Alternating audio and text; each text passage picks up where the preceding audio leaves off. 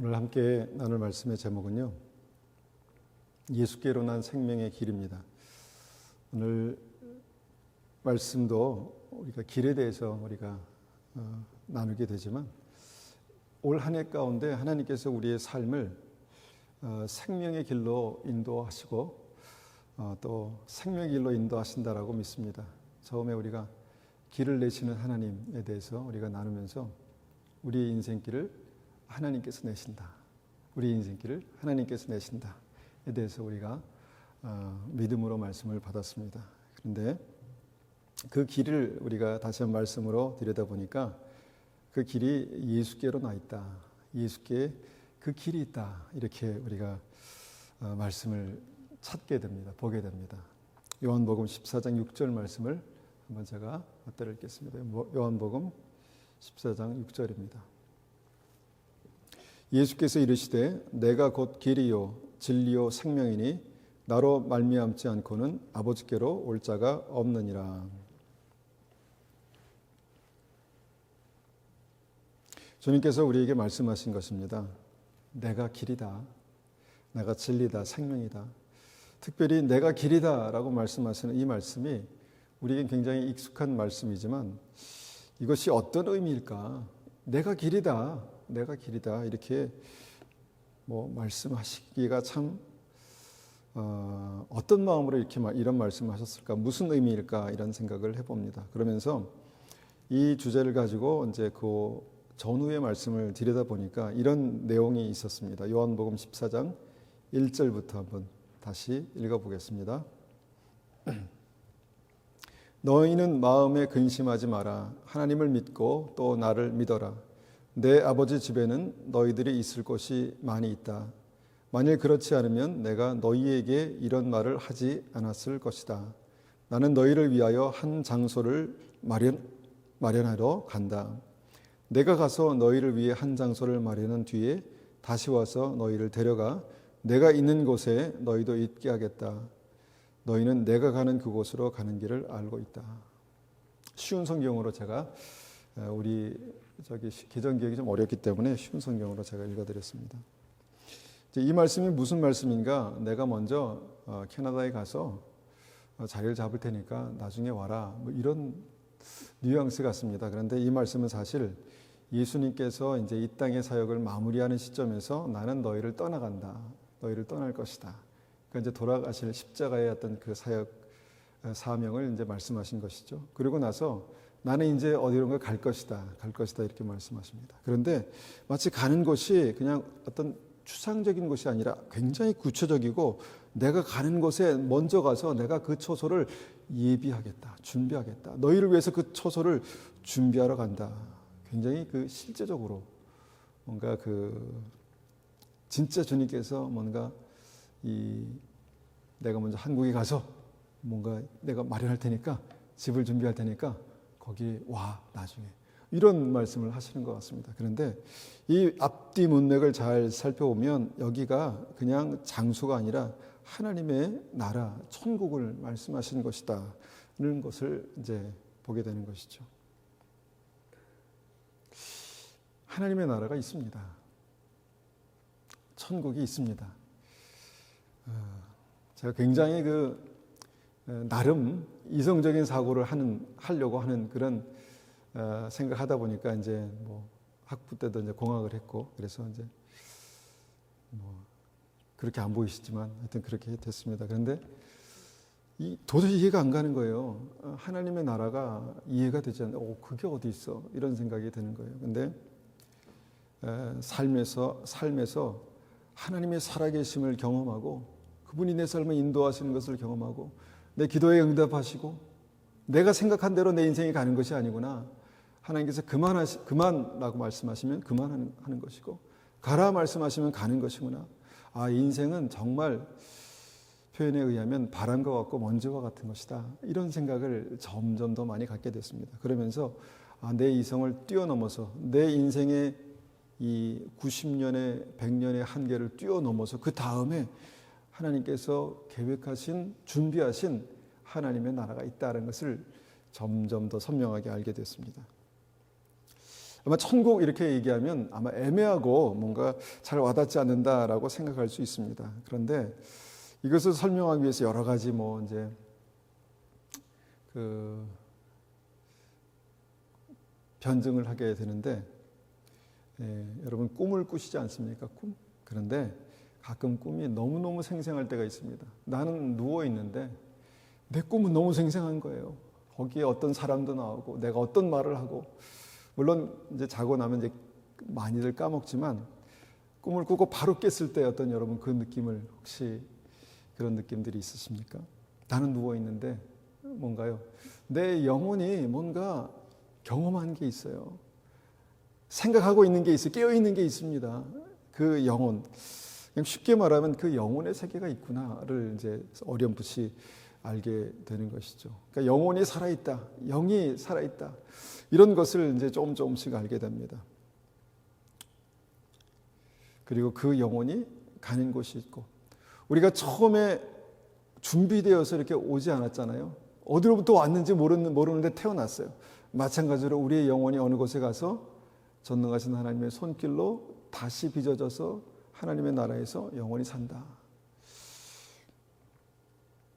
조그만 이 지구 안에서, 캐나다 안에서 살고 있는, 한 장소에 살고 있는 우리로서는 참 이해하기 어려운 말씀이지만 그것이 점점 믿어지는 거예요. 경험되어진다라고 생각합니다. 저의 삶 속에 경험되어진다라고. 그런데 예수님께 직접 배우고 들은 제자들도 이것이 잘 와닿지 않았습니다. 5절 보니까 도마가 이제 예수님께 이렇게 묻죠. 5절 보니까 도마가 예수님께 말했습니다. 주님이 어디로 가시는지 알지 못하는데 저희가 그 길을 어떻게 알겠습니까? 당연하죠. 어떻게 제가 그 길을, 주님을 따라갑니까? 뭐 이게 무슨 말인지도 모르고 지금 대화가 진행되고 있는 것입니다. 그러니까 예수님께서 대답하십니다. 내가 바로 그 길이다, 진리다, 생명이다. 나를 통하지 않고는 아버지께로 올 사람이 없다.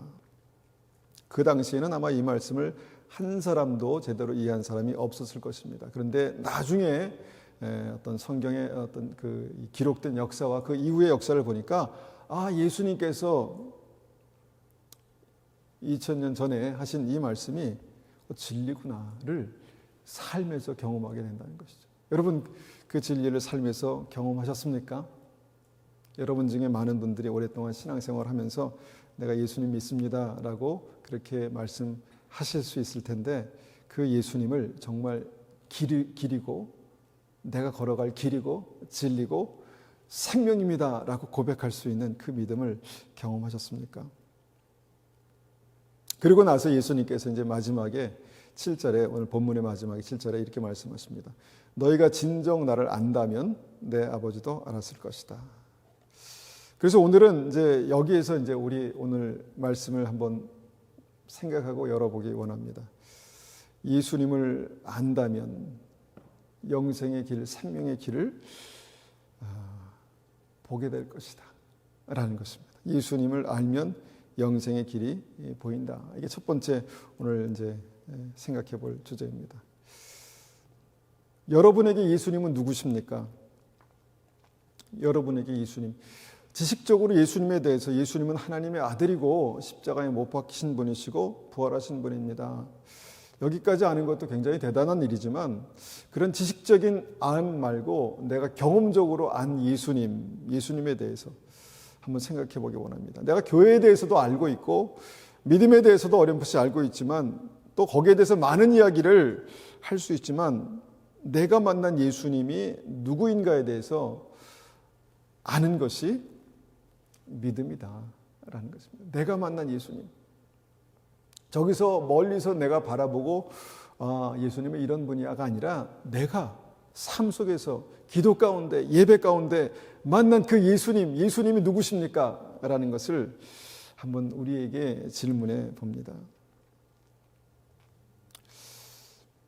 우리가 점점 이제 그 세월을 살아가다 보면 우리의 이 사고 위에, 우리의 어떤 인지 능력 위에 뭔가가 있다라는 것을 이제 조금씩 경험하게 되는데, 이제 어떤 그 아까도 말씀드렸지만 영적인 존재가 있다라는 것을 한번 생각해 봅니다.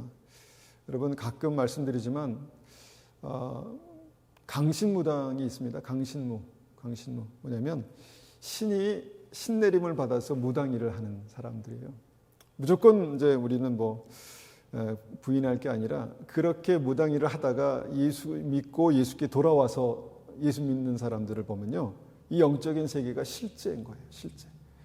그러니까 이제 처음에 어떤 무당이 이제 어떤 너무너무 고통스러우니까 교회 십자가를 보고 들어왔대요. 그러면서 처음에 이렇게 기도했답니다. 이렇게 자기의 방법대로.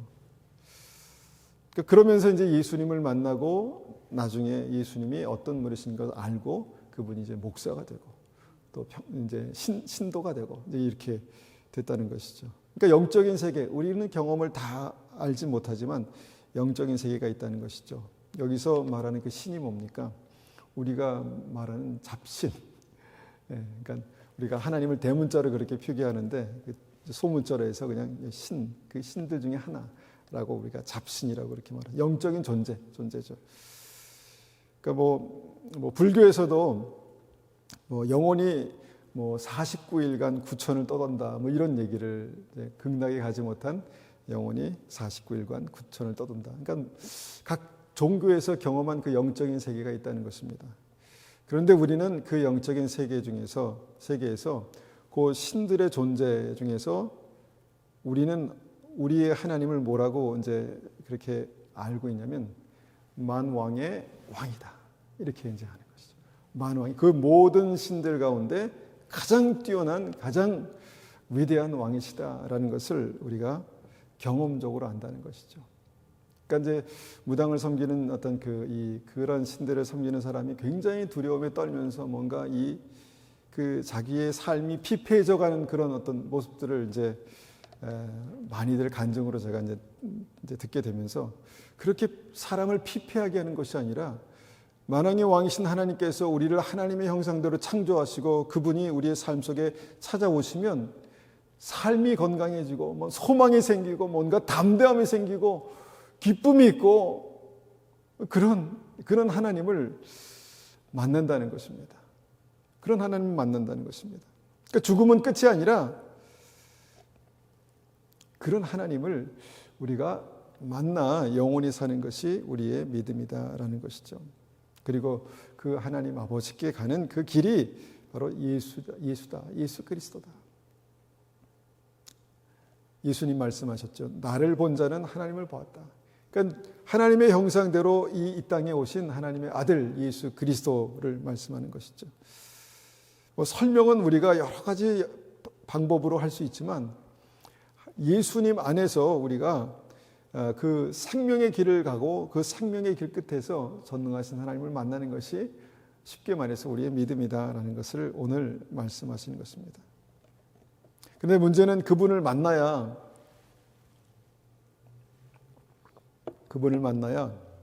영생의 길을 걸을 수 있다 이렇게 말하는 것이죠. 그분에 관해서 알아야가 아니라 그분을 내가 만나야 기도 가운데 예배 가운데 무슨 수를 써서라도 그분을 만나야 내가 영생의 길, 생명의 길을 갈 수 있다. 하나님의 나라, 영원한 하나님의 나라에 들어갈 수 있다라는 것입니다. 그분을 만나게 하시려고 그러셨는지 저의 삶 속에 정말 심각한 고통과 절망이 있었습니다. 아마 다들 모르지만 아마 그런 일들이 가끔은 있으리라 생각합니다. 정말 그 고통과 절망 가운데 사람의 한계를 느끼고요. 사람의 한계에서 이제 우리가 새로운 길을 찾지 못하면 그냥 거기서 삶을 이제 끝내고 싶은 마음도 들지 않습니까? 그런데 그 절망 가운데서 이런 기도를 하게 됩니다. 만약 하나님께서 살아계시면 저를 만나 주십시오. 그런 기도 해보셨습니까? 제가 정말 다행히 이런 기도를 했던 것 같아요. 그 절망 가운데서 하나님 살아계시면 저를 만나 주십시오. 제가 어렸을 때부터 교회 다녔지만 만약에 하나님께서 살아계신다면 제가 확실하게 하나님을 믿는 믿음으로 가고 제가 하나님 살아계시지 않는다면 내 갈 길로 가겠습니다. 양다리 걸치고 그렇게 하지 않겠습니다. 그때는 그렇게 기도했었습니다. 그러고 나서 그 고통과 절망 가운데 많은 분들이 특별히 이제 사랑하는 부모님이 저를 위해서 많이 기도해 주셨던 것 같습니다. 그리고 그런 기도와 또 함께 이렇게 신앙생활을 했던 많은 분들의 도움으로 하나님을 만나게 되더라고요. 전능하신 하나님, 치유하시는 하나님, 기적의 하나님, 길을 내시는 하나님, 그 하나님을 만나게 됩니다. 그래서 만나니까 그분이 계시구나, 그분이 나를 사랑하시는구나, 나를 인도하시는구나, 이것을 경험으로 알게 되더라고요. 경험으로 알게 되니까 이제 말씀을 찾는 것입니다. 예수님이 누구신가? 이런 분이시구나. 하나님이 누구신가? 이런 분이시구나. 그러면서 이 말씀이, 저는 말씀을 이해만 한다고 생각했는데 이 말씀이 성령과 함께 이 말씀을 깨닫게 하시고 이해하게 하시고 보게 하시는 하나님의 능력으로 제 삶을 이렇게 열어주시는 그런 것들을 경험하게 됐습니다. 그래서 경험으로 예수님을 만나게 되는 거구나, 이런 생각을 하게 됩니다.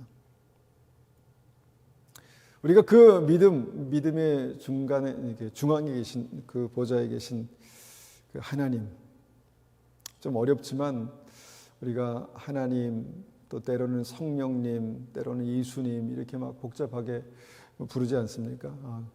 기독교는 세 분의 하나님이 계시나 보다, 이렇게 처음에는 생각하게 되는데 나중에 알고 나니까 삼위일체 하나님이라고 말씀하세요. 삼위일체, 세 분이지만 한 분.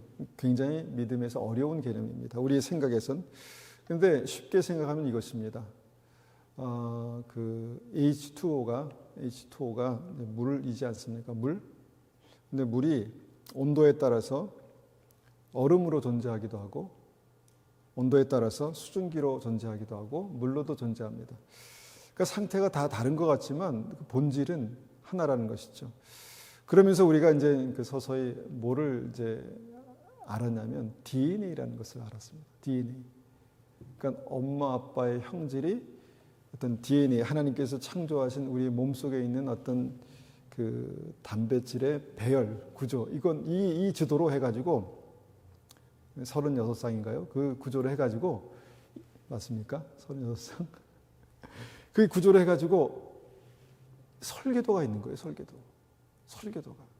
근데 그 설계도대로 하나님께서 그 사랑하는 가정을 통해서 아이를 재창조하시는 거예요. 그 다른 설계도가 아니고 그 설계도대로 그렇게 가정에 아이가 태어나는 거예요. 그런데 이제 사람들이 점점 더 그렇게 발전하면서 뭐를 이제 하냐면 그 설계도를 이제 설계도가 있구나 알았어요. 이 설계도를 빼내 가지고 이제 장난을 하는 겁니다. 장난을. 왜냐면 얼마 전에 그 사랑하는 강아지가 죽었어요. 그래서 그 체세포에서 DNA를 빼서 그거를 이제 그 수정란에 집어넣었어요. 그래서 그 강아지가 마치 그 어미 강아지하고 똑같이 그렇게 두 마리가 태어난 거예요. 사람의 생각이 점점 그렇게 이제 발전하면서, 사람의 과학이 발전하면서 뭔가 이제 그 사람에게 그런 설계도가 있구나. 그런데 성경을 다시 와서 보니까 하나님께서 하나님의 형상대로 우리를 만드셨다는 거예요. 그러니까 우리는 하나님의 설계도대로, 하나님의 형상대로 마치 사랑하는 가정에서 아이가 태어나는 것처럼 그렇게 우리를 그렇게 만드신 거예요, 하나님께서. 그걸 알고 나니까 내가 하나님의 형상이라는 게, 하나님의 자녀라는 게 이런 거구나를 이제 알게 되는 것이죠.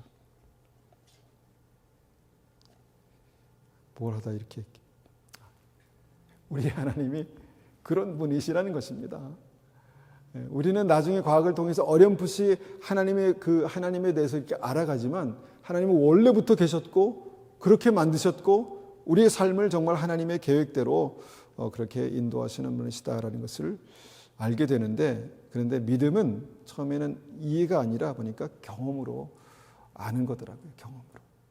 여러분, 그 하나님을 간절히 찾으시기를 간절히 원합니다. 그냥 멀리서 바라보지 마시고 구경하지 마시고 여러분이 여러분의 하나님으로, 내가 만난 예수님은 이런 분이야 라고 이야기할 수 있는 그분을 여러분들이 만나시기를 간절히 축원합니다. 기독교에 대해서가 아니라, 예수님에 대해서가 아니라 예수님을 내가 만나고 내가 경험하고 내가 그분께서 나에게 허락하신 그 생명의 길이 예수 안에 있구나를 여러분들이 발견하는 은혜가 있어야 합니다. 있기를 원합니다. 요한복음 1장을 보니까 예수님을 빛이라고 합니다. 이 빛, 나중에 한번 읽어보세요. 요한복음 1장에 보니까 아주 어려운 얘기가 있습니다. 예수님이 말씀이다. 말씀이 빛이다. 예수님은 빛이다. 이런 말씀을 이제 하시는 거죠. 뭐 그렇다는 거예요. 그렇다는 거예요. 근데 나중에 믿어보니까 이거구나. 믿음으로 예수님을 내가 간절히 섬기다 보니까 내 삶 속에 빛이 임하고 내 삶 속에 빛이 임하니까 내 삶의 인생길이 보이는 거예요. 내 삶의 문제가 새롭게 보이는 겁니다. 내가 가야 할 길이 보이는 거예요. 내 인생이 전반적으로 어떻게 가는 것이 이것이 가장 귀한 길인지를 보게 되는 거예요. 예수님이 빛이라는 것입니다. 이것도 경험으로 알 수 있는 것입니다. 경험으로. 지식으로가 아니라. 마태복음 25장 보니까 늘상 우리가 자주 하는 얘기지만 예수님께서 양과 염소의 비유를 통해서 예수님은 지금도 우리를 찾아오신다 이렇게 말씀하십니다. 내가 배고플 때 너희가 먹을 걸 줬고 내가 목마를 때 너희가 마실 것을 줬고 내가 감옥에 갇혔을 때 아플 때 찾아봐 주었다 이렇게 말씀하십니다. 그러니까 믿음이 있는 사람이나 없는 사람이나 다 같이 말합니다. 동일하게. 제가 언제 그랬습니까? 제가 언제 그랬습니까? 그런데 예수님은 내가 거기에 있었다 이렇게 말씀하시죠. 저는 이 말씀을 다시 새롭게 보면서 이 말씀이 물론 선을 베풀고 모든 사람에게 그렇게 잘하면 좋다 이렇게 이해도 했지만 제가 실제적으로 제가 간절히 이 예수님을 만나기 원합니다라고 이제 간절히 기도하는 가운데 제가 경험한 것이 있었습니다. 제가 잠깐 말씀드렸나요? 짧게 말씀드리면 제가 토요일 날 말씀을 준비하면서 이제 교회에서 이제 그 사무실에서 한 4시쯤 이제 겨우 설교를 다 준비했습니다. 그리고 나서 가야 되겠다 생각하는데 토요일 날 교회는 다 잠겨 있고 저밖에 없는데 그때 제 사무실 앞에 지금 옮겼는데 제가 이전에 사무실 앞에 그 어떤 60대 여자분이 이렇게 걸어오는 거예요. 깜짝 놀랐죠. 어떻게 교회에 들어왔지부터 생각이 이게 막 복잡해지고 그래서 어디로 왔냐고 이렇게 하니까 절대로 열어두지 않고 다니지도 않고 평소에 늘 잠겨있는 그 문으로 왔다는 거예요. 그래서 제가 일단은 그분을 밖으로 보냈습니다. 깜짝 놀라서 밖으로 보내고 제가 밖으로 나갔죠. 그러면서 이제 대화를 했는데 요는 그것입니다. 본인이 여기에 방문했는데 도움이 필요하다. 그래서 저에게 좀 잠자리를 마련해 달라 이렇게 부탁하는 겁니다. 제가 지금 다음에 약속 시간도 있고 그런 너무너무 정신이 없었기 때문에 그거 난 할 수 없다. 무조건 할 수 없다. 이렇게 해서 그러면은 그것을 할 수 있도록 나에게 50불만 줘라 이렇게 말하더라고요. 근데 여러분 모르는 사람에게 50불 주기가 쉽습니까? 쉽지 않잖아요. 그래서 그때는 주머니에 돈도 없었고요. 그래서 없습니다. 이렇게 냉정하게 말하니까 그분이 마지막 한마디가 아주 저를 그냥 제 머리통을 탁 때리더라고요. 왜냐면 내가 당신을 위해서 기도해 줄 수 있겠냐 이렇게 하더라고요. 그럼 서양분입니다. 기도해 주시면 그래서 기도하시라고. 저는 빨리 이제 해서 가야 되니까 그러니까 제 몸에 손을 얹고 기도하더니 주기도문으로 영어로 기도하는 거예요. 그때 제가 이제 그 개인적으로 경험한 것은 정말 뭔가 망치로 뒤통수를 한데 꽉 맞은 것 같은 어떤 그런 느낌이었고, 그렇게 이제 저는 그 정신으로 이제 그렇게 있다가 그분이 이제 하여튼 고맙다 그러고 갔어요. 그리고 저는 왔습니다. 그런데 이 사건을 제가 두고두고 생각합니다. 두고두고. 오래전 일이지만 한 15년, 2007년 초기에 2007년 정도 몇 년 됐습니까? 하여튼 두고두고 제가 생각하면서 2008년 정도 됐구나. 두고두고 생각하면서 예수님이 찾아오신 건가? 아니면 천사가 왔나? 왜 아브라함이 실제로 이제 세 사람을 만났는데 대접했는데 그분이 천사였다 이런 말씀들이 있잖아요. 천사였나? 이런 생각들을 이제 하게 됐죠.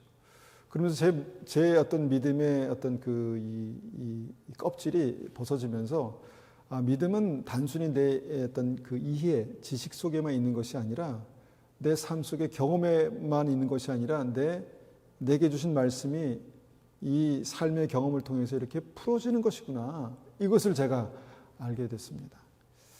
그러면서 믿음이 실제가 되고 하나님의 나라가 실제가 되고 전능하신 하나님께서 여러분을 찾아오시기 원하신다면 어떤 방법으로 어떻게든 왜 못 오시겠어요? 내 생각으로만 그렇게 와야 되겠습니까? 아니죠. 주님께서 우리를 찾아오시기 원하신다면 어떤 방법으로든지 우리를 찾아오실 수 있다고 믿습니다. 저는 그렇습니다. 저는 그렇게 믿습니다.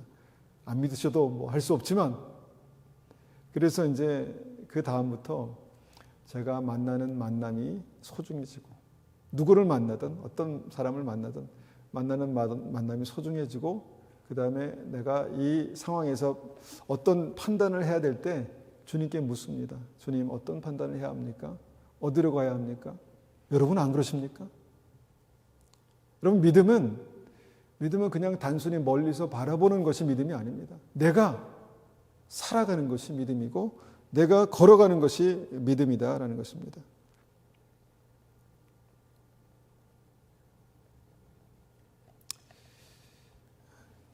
삼천포로 가면 안 되니까 두 번째 가겠습니다.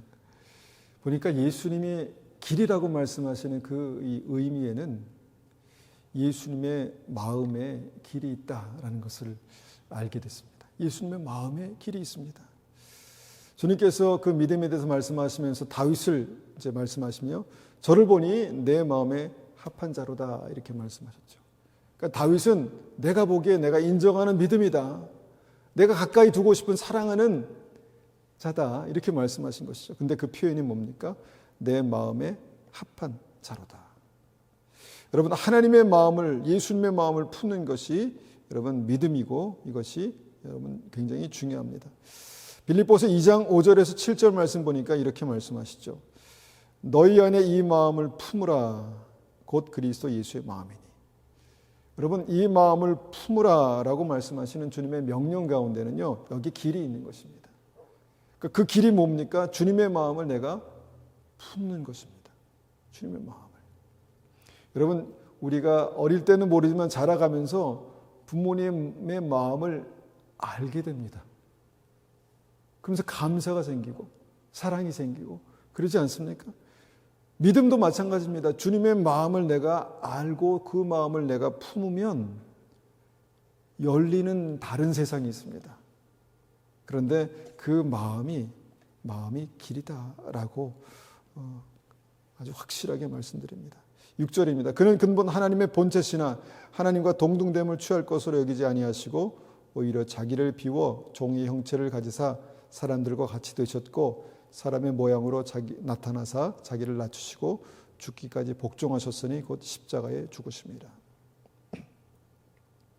하나님께서 그 아들을 이 땅에 보내시는 과정에 대해서 말씀하시는데 그는 근본 하나님의 본체시나 그 자리에 계시지 않고 자기를 비워 자기 마음을 비워서 종의 형체를 가지고 사람들과 같이 되신 어떤 뭔가 겸손하신 주님, 자기를 희생하신 주님, 사람의 모양으로 정말 아무리 우리가 강아지를 사랑해도 여러분 강아지가 되고 싶은 분이 계십니까?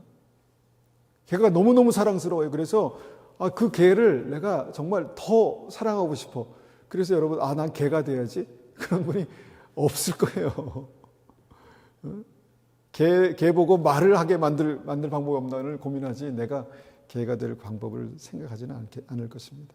주님께서 그러셨다는 거예요. 주님께서. 전능하신 하나님께서 인간의 모습으로 오셨다는 거예요. 그러니까 우리는 상상할 수 없지만 우리가 믿는 믿음이 그렇다는 것입니다. 근데 그 마음을 품으라는 거예요. 왜냐하면 그 마음에 생명의 길이 있기 때문에 그렇습니다. 믿음이 좋다는 것이 무엇입니까? 내가 믿는다는 것이 무엇입니까? 예수님에 대해서, 예수님의 말씀에 대해서 아는 것이 아니라 여러분 그 말씀을 통해서, 삶을 통해서 예수님의 마음이 우리의 마음 속에 부어지는 것이 믿음입니다. 예수님의 마음으로 느끼는 것이 믿음이고 예수님의 마음으로 품고 다시 여러분 그 마음을 쏟아내는 삶이 바로 믿음이다라는 것이죠. 그래서 예수님의 마음에 생명의 길이 있다라고 말씀하십니다. 그런데 이 생명의 길을 한 가지만 우리가 더 보면 주님께서 이런 말씀도 하셨습니다. 요한복음 13장 1절에 이렇게 말씀하셨습니다. 유월절 바로 전에 예수님께서 자신이 이 세상을 떠나 아버지께로 돌아갈 때가 왔다는 것을 아셨습니다. 예수님께서는 세상에 있는 자기의 사람들을 사랑하시되 끝까지 사랑하셨습니다. 그러니까 말씀 한 구절 한 구절마다 뭔가 비밀이, 예수님의 어떤 그 진리가, 비밀이 숨겨 있어요. 근데 여기서 딱 보게 되는 것은 뭐냐면, 주님께서 자기의 사람들을 사랑하실 때 끝까지 사랑하셨다라는 것이 제 마음속에 확 꽂힌 거예요. 성령께서 저의 마음 가운데 확 각인시켜 주신 거예요. 예수님은 그런 분이십니다. 예수님의 마음은 그런 것입니다. 왜 그렇게 자기 마음을 비우시고 낮게 낮아지셔서 겸손하게 이 땅에 오시고 그렇게 희생하셨는가 보니까 자기의 사람들을 사랑하실 때 끝까지 사랑하시려고 그렇게 하신 것이다 라는 것입니다. 이것이 예수님의 마음이라는 것입니다. 여러분, 끝까지 사랑하는 것이 뭘까요 도대체? 우리가 그렇게 사랑해보지 않았기 때문에 아마 잘 이것을 아는 사람이 별로 없을 것 같습니다. 그런데 우리가 믿음 안에서 예수님을 만나면 끝까지 사랑하시는 그 사랑을 경험할 수 있다는 것입니다. 안다는 것입니다. 그리고 주님께서 그렇게 우리를 끝까지 사랑하신다는 것입니다. 하셨다는 것입니다. 우리는 이것을 그냥 말로 그렇게 표현하고 끝낼 수 있지만, 여러분, 믿음은 아까 말씀드린 대로 믿음은 경험하는 것입니다. 경험. 끝까지 사랑하시는 주님의 사랑을 여러분, 내가 경험하길 원합니다. 내가 알길 원합니다. 여러분, 이것이 이제 유월절 전에 이제 예수님께서 십자가에 돌아가시기 전에 이제 이렇게 미리 말씀하신 것입니다. 그리고 그렇게 끝까지 예수님께서 배신을 당하셔도, 버림을 받으셔도, 다 버리고 다 도망가도 예수님은 끝까지 사랑하셨다라는 것을 이제 성경에서 우리가 읽게 되는 것이죠. 자기의 사람들을 사랑하시되 끝까지 사랑하신다. 여러분, 이 길로 가면요, 끝까지 사랑하시는 예수님을 우리가 만나기 원합니다라고 주님께 가게 되면 여러분, 그 사랑을 만날 수 있습니다. 여러분, 그 길이 뭡니까? 그분이 누군가가 나에게로 오고 내가 그에게 갔을 때, 여러분, 그 뭐라고 얘기해야 될까요? 내비게이션을 딱 켜게 되면 딱 찍히는 길이 있습니다. 그죠? 그 길로 이제 가면 만나게 되는 거예요. 중간에 어디서 만나게 되는 거예요. 근데 그 내비게이션이 뭔가 봤더니 끝까지 사랑하시는 예수님의 마음이다 라고 말씀하시죠. 여러분, 이분을 우리가 찾으면, 구하면 만나 주신다라는 것입니다. 여러분, 이 길로 걸어가는 것이, 주님의 마음을 찾아서 여러분 이 길로 걸어가는 것이 생명의 길을 따라 걸어가는 것입니다. 주님의 마음을 품는다는 것이 무엇입니까? 예배 시간에만 내가 예수님의 마음을 품는 것입니까? 아닙니다. 주님 앞에 다시 한번, 하나님, 나의 삶이 정말 생명의 길을 가기 원합니다, 그렇게 기도했을 때 내 삶이 생명의 길을 가기 위해서는요, 삶 속에서 예수님의 마음을 품는 것입니다. 내가 누구를 만날 때, 내가 무엇을 생각할 때, 계획할 때, 여러분, 그건 그거고 이건 이거가 아니라, 믿음은 믿음이고 삶은 삶이 아니라 그 삶 속에서, 그 삶 속에서 믿음이 삶이 되는 것입니다. 그러면 그 믿음이 삶이 되는 그 핵심 가운데 주님, 사랑하시는 주님께서 아마 네가 원하는 것이 무엇이냐라고 물으시겠죠. 어린아이가, 성숙한 아이가 대답할 수 있는 대답은 한계가 있겠지만, 저는 딱지를 원합니다. 저는 천불만 있으면 좋겠습니다. 이렇게 하지만 성숙해지면 그 아버지의 마음, 그 예수님의 마음을 우리가 알게 되면 그 마음에 있는 것을, 가장 좋은 것을 주시기 원하시는 그 가장 좋은 것을 보게 됩니다. 그것을 구하게 됩니다. 그것이 한 단어로 말하면 생명을 주시는 십자가의 사랑이다. 이렇게 말씀. 생명을 주시는 분이 나를 찾으시는데, 여러분, 그분이 전능하신 주님이 나를 찾으시는데 얼마나 좋겠습니까, 우리가? 그것이 믿음입니다. 베드로가 예수님을 따르다가 길을 잃어버렸습니다. 그런데 예수님께서 베드로를 다시 찾아오시고 베드로가 예수님을 다시 만납니다. 그것이 요한복음 21장 15절입니다. 한번 제가 읽어보겠습니다. 그들이 식사를 다 마쳤을 때 예수님께서 시몬 베드로에게 말씀하셨습니다. 요한의 아들 시몬아, 내가 이 모든 사람들보다 나를 더 사랑하느냐? 베드로가 대답했습니다. 예, 주님, 제가 주님을 사랑한다는 것을 주님께서 아십니다. 예수님께서 말씀하셨습니다. 내 양을 먹여라. 베드로가 예수님을 3번 부인하고요, 도망갔습니다. 그러니까 배신을 한 거죠.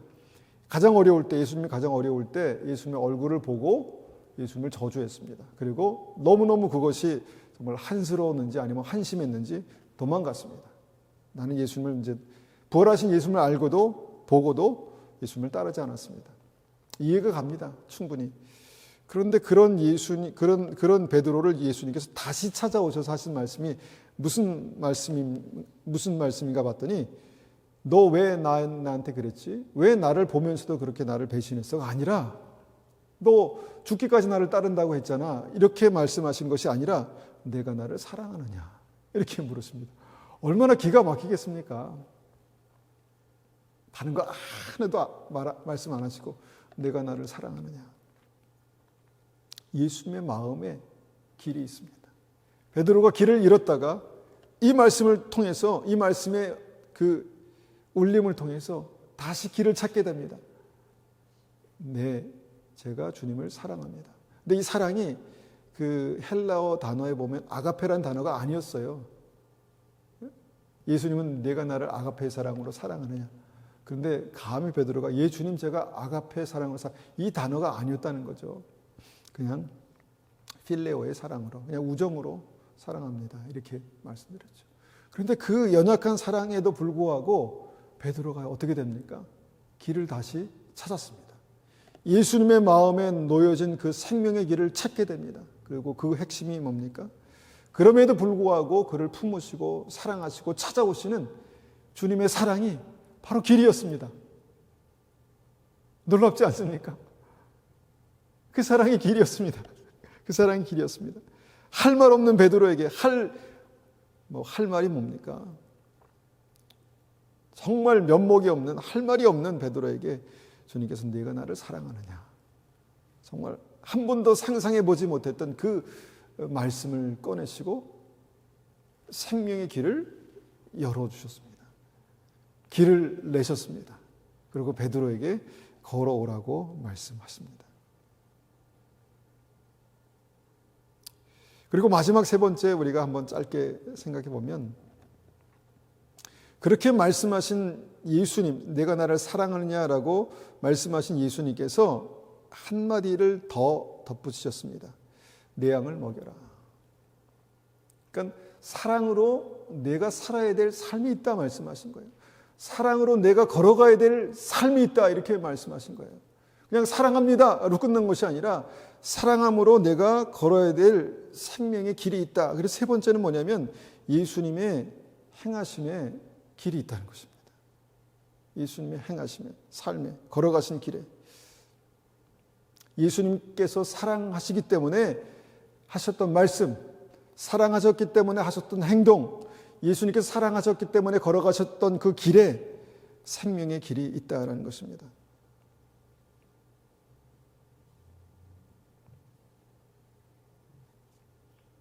요한복음 13장 3절에서 9절 말씀도 보면은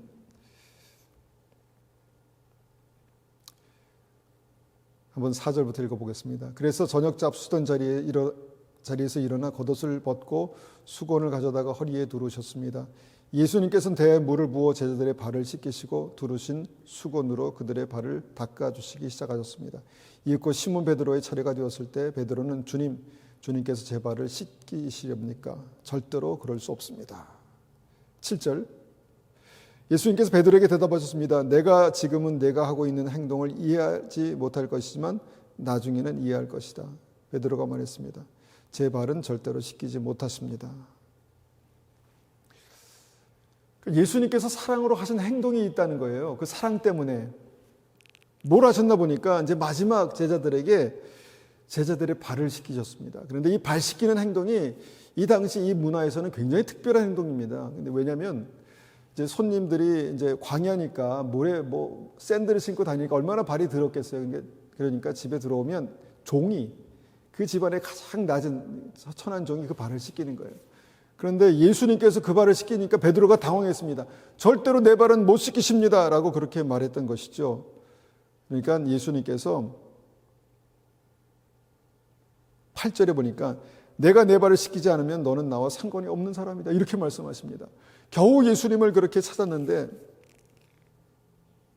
이거는 그 전이죠.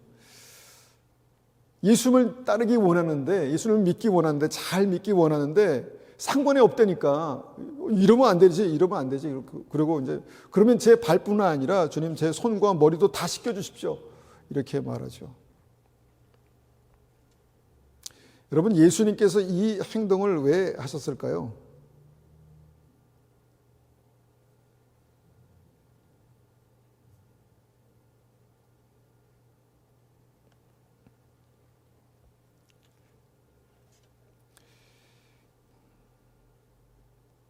오늘도 설교를 줄이다 보니까 제가 막 뒤에 헷갈려서 왜 이 말씀을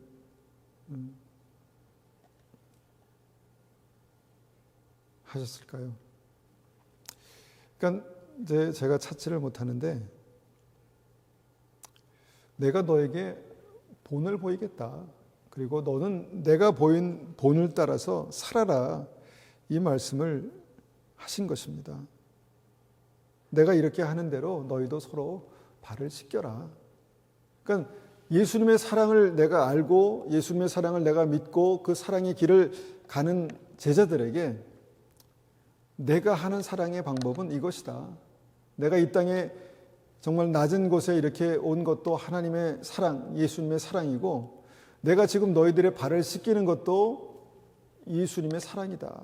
그리고 거기에 생명의 길이 있다라고 말씀하는 것입니다. 우리가 말로는 많이 사랑할 수 있습니다. 사랑합니다. 요새 많이 사랑합니다. 고객님부터 해가지고 사랑합니다라는 말을 굉장히 많이 하지 않습니까? 근데 진짜 사랑하나? 진짜 사랑하나? 사랑이 뭡니까, 여러분? 사랑이 뭡니까? 많은 사람이 사랑을 말합니다. 연인도 사랑을 말하고 친구도 사랑을 말하고. 근데 예수님의 사랑은 뭔가 이렇게 봤더니 예수님의 사랑은 낮추셔서 희생하시는 십자가 사랑입니다. 사랑하시기 위해서 자기를 희생하기 위해서 낮아지시는 그런 사랑이다라는 것을 보게 됩니다. 그 예수님께서 내가 곧 길이요 진리요 생명이다 말씀하신 것입니다. 마지막 한 절 읽고 말씀을 정리하도록 하겠습니다. 요한복음 5장 19절입니다. 그러므로 예수께서 그들에게 이르시되 내가 진실로 진실로 너에게 이르노니 아들이 아버지께서 하시는 일을 보지 않고는 아무것도 스스로 할 수 없나니 아버지께서 행하시는 그것을 아들도 그와 같이 행하느니라. 예수님도 보고 배우신 거예요. 하나님과 함께 동행하시며 하나님과 함께 계시다가 하나님께서 그런 사랑을 하신 것을 보신 것입니다. 그렇다면 우리가 다시 한번 예수님을 통해서 생명의 길을 걷기 원한다면 우리도 한번 예수님처럼 사랑하는, 완벽하지 못하지만 예수님처럼 사랑하면, 예수님처럼 생명의 길을 가면 여러분 우리의 삶에 그 생명의 길이 보이지 않겠습니까? 열리지 않겠습니까? 믿음의 사람들이 그 길을 따라갔습니다. 처음에는 실수하고 넘어지고 또 곁길로 가고 이탈했지만 주님께서 다시 끝까지 사랑하셔서 그를 찾아오셨습니다. 그리고 그들의 생명이 이 땅에 있는 그 시간 안에 그들이 이 예수님을 만났습니다. 우리가 살아있습니다. 우리가 말할 수 있고 생각할 수 있습니다. 여러분, 살아있을 때, 생각할 수 있을 때, 읽을 수 있을 때, 묵상할 수 있을 때, 찬양할 수 있을 때 여러분 그 생명의 길을 가셔서 그 생명의 길 그 중간에 나와 함께 계시는 그 예수님을 여러분 반드시 만나시기를 축원합니다. 그래서 예수님이 누구십니까 말하면 성경에서 읽은 예수님을 우리가 말할 수 있지만 내가 만난 예수님은 이런 분이십니다라고 고백할 수 있는 그런 은혜가 우리 한 분 한 분에게 있으시기를 간절히 축원합니다. 여러분 어떤 분들에게는 이것이 그냥 먼 나라 얘기일 수 있겠지만 여러분 우리의 삶이 살아있을 때 이분을 만나는 것이 얼마나 행복한지를 우리의 삶을 통해서 경험하는 그런 은혜가 있기를 원합니다. 우리가 이 말씀을 가지고 한번 같이 기도하겠습니다.